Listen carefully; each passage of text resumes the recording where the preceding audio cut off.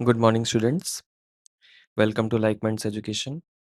आज हम पढ़ेंगे कैलेंडर के बारे में, जो कि एक इम्पॉर्टेंट पार्ट है रीजनिंग का और बहुत सारे कॉम्पिटिटिव एग्जाम्स में कई बार पूछा गया है। इसमें आपको फार्मूलाज और डेट्स और कोड्स याद रखने की ज़रूरत पड़ेगी। तो आज हम लोग कोशिश करेंगे कि बिगिनर से लेके एडवांस तक जितने भी टाइप के क्वेश्चंस पूछे जाते हैं, हम वो सब इसमें कवर कर पाएँ। तो आइए देखते हैं। मंथ्स यहाँ पे लिखा हुआ है, जनवरी, फरवरी, मार्च, अप्रैल, मई से लेकर दिसंबर तक दिया हुआ है। ये सिंपल ईयर के मतलब कोड्स हैं 1 से लेके 6 तक, 144, 025, 036 और 146। और ये लीप ईयर के कोड्स है। लीप ईयर में बस जनवरी और फरवरी में चेंज आएगा, जिसमें जनवरी 1 से 0 हो जाएगा और फरवरी 4 से 3 हो जाएगा। इसको आपको याद रखना है।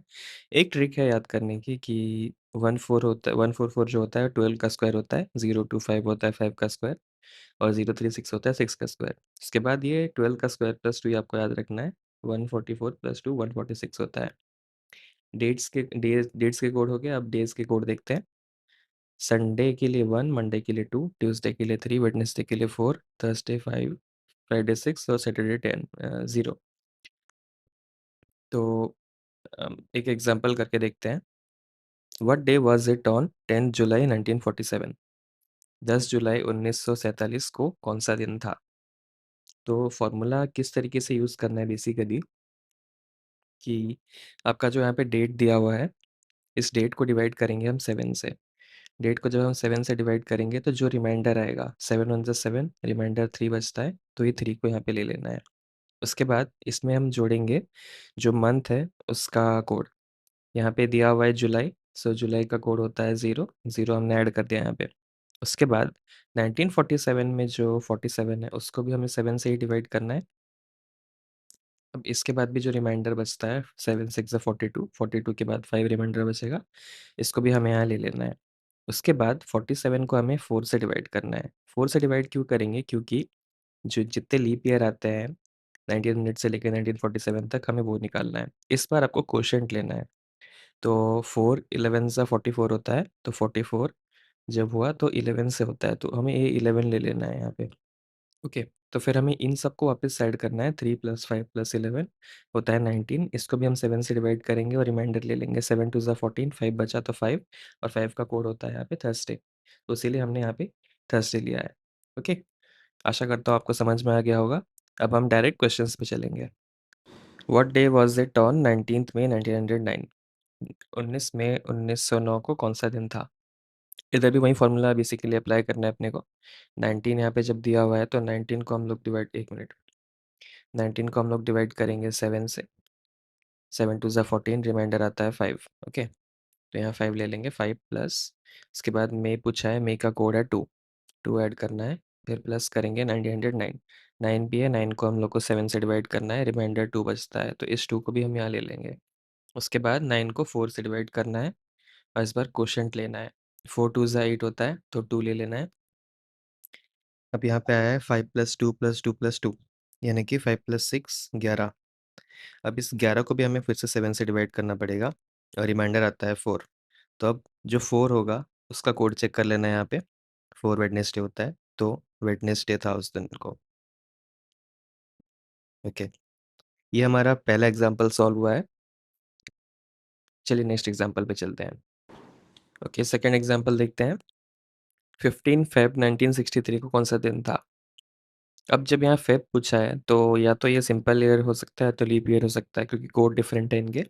तो पहले हम चेक कर लेते हैं। 1963 ऑब्वियसली पता चल रहा है कि 4 से डिविजिबल नहीं है, तो ये लीप ईयर नहीं होगा। तो हमें सिंपल 4 ही लेना है। वही फार्मूला फिर से अप्लाई कर देंगे। 15/7, इसका रिमाइंडर होता है 1। उसके बाद कोड, कोड अपना फरवरी का 4 होगा, सिंपल ईयर है। उसके बाद 63 को 7 से डिवाइड करना है। अब परफेक्टली डिवाइड हो रहा है, 7 9 है तो रिमाइंडर 0 है, तो हमें यहाँ 0 ही लेना है। उसके बाद 63 को 4 से करेंगे तो 15 आता है इसका क्वोशिएंट, तो यहाँ 15 ले लेना है। चारों को ऐड करेंगे तो 20 होता है। 20 को 7 से डिवाइड करेंगे तो क्वोशिएंट आता है 6, सॉरी रिमाइंडर आता है 6। 7 2 ज़ा 14 और 6 बचता है, तो फ्राइडे हमारा डे होगा। तो 15 फरवरी 1963 को हमारा फ्राइडे था।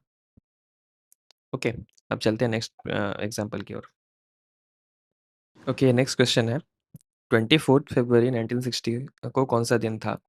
अब यहाँ फिर से फ़ेब आया है, तो हमें चेक करना पड़ेगा कि लीप ईयर है या नहीं। 1960 पता चल रहा है बट फिर भी कर लेते हैं। 4 4 ज़ा होता है 16, 9 ज़ा 36 और ये पूरी तरीके से डिवाइड हो गया है, यानी कि ये लीप ईयर है। ओके, तो अब हमें लीप ईयर के हिसाब से कैलकुलेशन करनी पड़ेगी। 24th को 7 से डिवाइड कीजिए, 7 3 ज़ा 21, 3 बचता है रिमाइंडर। ओके, उसके बाद फ़ेब का कोड लीप ईयर है इसलिए 3 लेना पड़ेगा।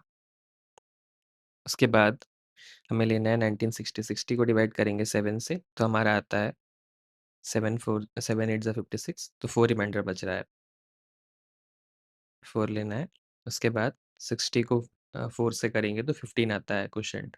ओके, तो 3 + 3 6, 6 + 4 10, 10 + 10 + 15 25 होता है। 25 को फिर से 7 से डिवाइड करेंगे, रिमाइंडर 4 आ रहा है, जो कि हमारा वेडनेसडे होता है।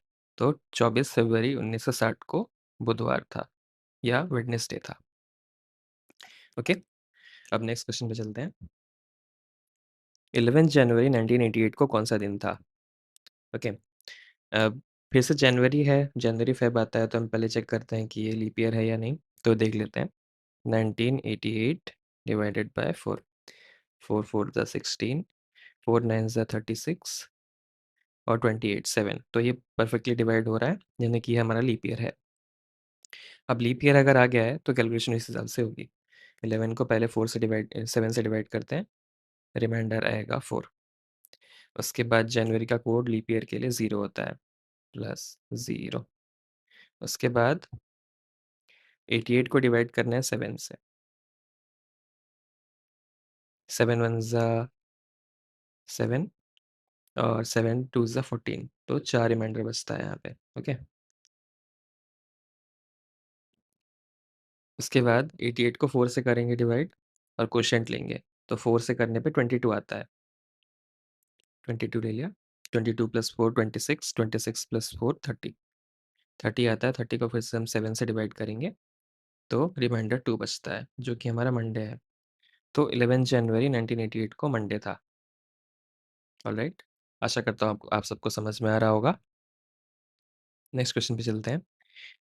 What day was it on 3 अगस्त 1795? अब इसमें एक चीज़ चेंज क्या है कि ये 1900 का क्वेश्चन नहीं है। जब 1900 का था तब हम 0 यूज़ कर रहे थे कोड के लिए। यहाँ पे सेंचुरी कोड पे आ जाते हैं, ध्यान दीजिए थोड़ा। 1900 के लिए 0 होता है। ये आपको मैं सिखा दूँगा, 1 मिनट रुक जाइए। क्वेश्चन सॉल्व करते हैं पहले। 3 अगस्त 1795 तो 3/7, 7 ज़ीरो ज़ा 0 और रिमाइंडर 3 बच रहा है यहाँ पे, ओके। उसके बाद अगस्त का कोड है 3। उसके बाद 95 को 7 से अगर हम डिवाइड करते हैं, 7 1 ज़ा 7, 7 3 ज़ा 21, 4 रिमाइंडर बच रहा है, 4 है। अब इसको 95 को ही 4 से डिवाइड कर देंगे अगर, तो 4 2 ज़ा 8 और ये 3 ज़ा 23, तो 23 आ गया यहाँ पे क्वोशिएंट हमारा, ऑलराइट। 3 + 3 6 + 4 10, 10 + 23 33 होता है। अब इस 33 को फिर से हमें डिवाइड करना पड़ेगा 7 से। 33 को जब हम 7 से डिवाइड कर रहे हैं, तो 7 4 ज़ा 28 और 5 रिमाइंडर बचता है। अब इस 5 के हिसाब से होना चाहिए थर्सडे, बट ये 1900 नहीं है, ये 1700 है, ऑलराइट। 1700 अगर है, तो इसमें 4 ऐड करना पड़ेगा। देखते हैं, 5 तो थर्सडे यहाँ पे है, थर्सडे +4 यानी कि फ्राइडे, सैटरडे, संडे, मंडे, तो आपका दिन होता है मंडे, ऑलराइट। या फिर ऐसे भी आप देख सकते हैं कि अगर कोड यहाँ पे 5 5 था, तो 5 + 4, 4 करेंगे तो 9 होता है और 9 है तो यहाँ पे 6 की जगह 7 है, 8 9 तो यहाँ पे 2 आएगा। तो इसीलिए ये दिन हमारा मंडे होगा, 1795 है इसके लिए। तो यहाँ पे जब हम फॉर्मूला देख रहे थे, ये रिपीट होता है। 1900 के लिए 0 होता है, 2000 के लिए -1, 2100 के लिए +4, 2200 के लिए +2 और उसके बाद फिर रिपीट होगा। यहाँ पे फिर 0, फिर -1, फिर 4, फिर 2, ऐसा ही बेसिकली चलते जाएगा। ओके, नीचे के लिए भी वैसे ही है। देखिए, 0 है, उसके बाद 2 आएगा, फिर 4, उसके बाद -1। ऑलराइट, और उसके बाद ये रिपीट होता जाएगा। ओके, सिमिलर क्वेश्चन, इसमें भी 1900 नहीं है, 2000 है। एक मिनट। सो पहले नॉर्मली सॉल्व किया जाएगा क्वेश्चन को। 18th है तो फिर 18 को 7 से डिवाइड करना है, रिमाइंडर आता है 4। सितंबर का कोड हमें ले लेना है जो कि है 6।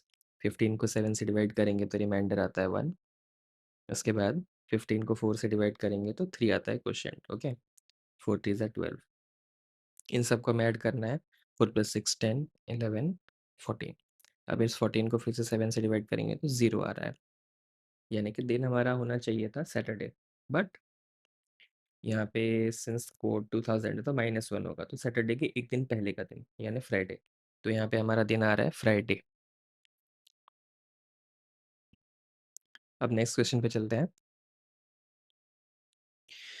अब कुछ-कुछ क्वेश्चन ऐसे होंगे कि आपको वो सीधा-सीधा बोल देगा कि ना इस डेट को ये दिन था, तो आपको इस डेट का दिन निकालना है।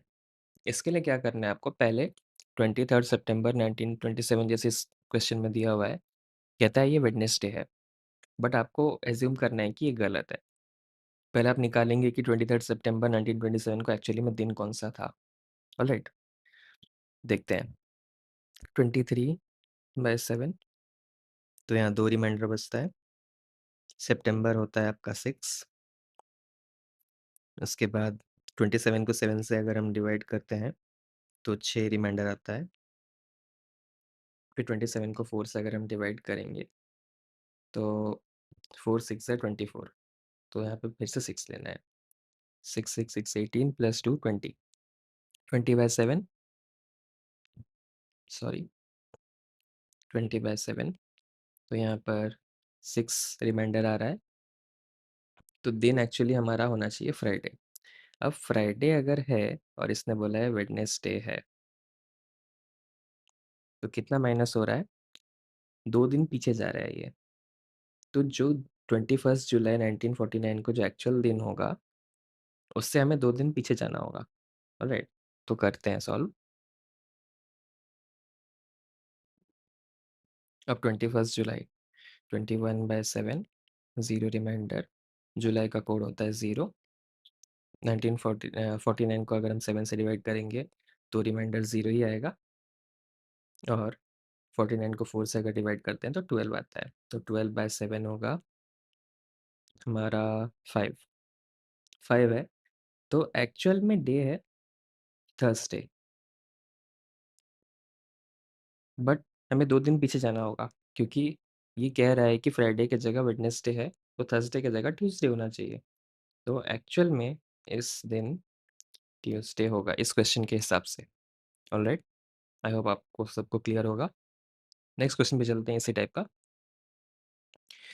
अगर 11 अक्टूबर 1941 थर्सडे है, तो 12 दिसंबर 1961 कौन-सा दिन होगा? पहले वही करना है, निकालना है आपको कि 11th अक्टूबर पे क्या था। यहाँ पे रिमाइंडर 4 बच रहा है, उसके बाद अक्टूबर का कोड 1,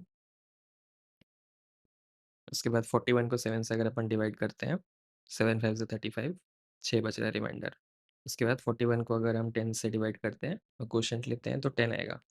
ऑलराइट, यहाँ तक सबको क्लियर है? 21 आ रहा है। 21/7 होता है 0 रिमाइंडर, 0 यानी सैटरडे होना चाहिए। फिर वही बात, सैटरडे, फ्राइडे, थर्सडे 2 दिन पीछे गया ये, तो अब हम 12 दिसंबर का निकालते हैं। ऑलराइट, इसको भी हम 2 दिन बैक ले जाएँगे। 12 को 7 से डिवाइड करना है, 5 आएगा। दिसंबर का कोड 6 है, 6 ले लेना है। उसके बाद 61 को अगर हम 7 से डिवाइड करते हैं, 7 8 ज़ा 56, 5 बचेगा हमारे पास। 61 को 4 से करेंगे तो 15 आता है हमारा क्वोशिएंट। राइट, ऐड करेंगे सबको तो 31 आ रहा है। 31/7 लेंगे, 7 4 ज़ा 28, 3 बच रहा है रिमाइंडर। 3 यानी ट्यूसडे होना चाहिए, बट क्वेश्चन के हिसाब से 2 दिन पीछे जाना है, तो हमारा डे होगा संडे। ऑलराइट, जाते हैं नेक्स्ट टाइप ऑफ क्वेश्चंस पे। ये थोड़ा-सा अलग टाइप का क्वेश्चन है, बट ये भी पूछा जाता है सीजीएल या फिर और कोई कॉम्पिटिटिव एग्ज़ाम के लिए अगर आप प्रिपेयर कर रहे हैं, तो ये भी देख लेते हैं। मैं कोशिश कर रहा हूँ कि जितने टाइप के क्वेश्चंस एग्ज़ाम में पूछे जा रहे हैं, वो सब यहाँ पे कवर कर सकूँ। आप चाहे तो वीडियो को पॉज़ करके खुद सॉल्व करने की कोशिश कर सकते हैं, एक एग्ज़ाम्पल सॉल्व होने के बाद। ऑलराइट, तो देखते हैं क्वेश्चन को। कह रहा है अगर 3 days before yesterday is Thursday, तो what will be 4 days after tomorrow? इसका भी एक टेक्नीक है। स्टूडेंट्स देखिए, यस्टरडे के बाद आता है टुडे, उसके बाद आता है टुमारो। ये 3 को आपको याद रखना है। ऑलराइट? अब कह रहा है 3 डेज़ बिफोर यस्टरडे, तो 1, 2, 3, ये दिन मंडे, ये कह रहा है थर्सडे था। ऑलराइट? तब कह रहा है 4 डेज़ आफ्टर टुमारो, 1, 2, 3, 4, ये कौन-सा दिन होगा? तो कैलकुलेशन कैसे करनी है कि ये थर्सडे है, फ्राइडे होगा, सैटरडे होगा, Sunday, Monday, Tuesday, Wednesday, Thursday, Friday, Saturday. तो चौथे दिन पे सैटरडे होगा। Alright? Friday, Saturday, Sunday, Monday, Tuesday, Wednesday, Thursday, Friday, Saturday. समझ में आ गया स्टूडेंट्स? ओके? अब इस बेसिस पे और एक क्वेश्चन किया जाए। एग्जांपल कह रहा है 2 days before yesterday was Monday, what will B 2 days after day after tomorrow? Alright, देखते हैं। Yesterday, today, tomorrow. कह रहा है 2 डेज़ बिफोर यस्टरडे, 1 और 2, ये था मंडे। अब 2 days after day after tomorrow, okay? कल के बाद के 2 दिन बाद कौन-सा दिन होगा? तो ये टुमारो है, टुमारो के बाद का दिन, उसके बाद 2 दिन ये और ये। ऑलराइट? तो मंडे है, Tuesday, Wednesday, Thursday, Friday, Saturday, Sunday, Monday. फिर वही मंडे आ गया। समझ में आ गया आपको? यस्टरडे के 2 दिन पहले मंडे था, तो टुडे, टुमारो, टुमारो के बाद के दिन के 2 दिन बाद, ओके? कल के बाद के 2 दिन बाद कौन-सा दिन होगा? तो उसके बाद एक और दिन लेना है, कल के बाद का जो दिन है, उसके बाद का 2 दिन और लेना है। तो बेसिकली इतने ही क्वेश्चंस, इतने टाइप के ही क्वेश्चंस पूछे जाते हैं। इससे आप 90-95% क्वेश्चन सारे सॉल्व कर पाएँगे। तो उम्मीद करता हूँ कि आपको अच्छे से समझ में आ गया होगा।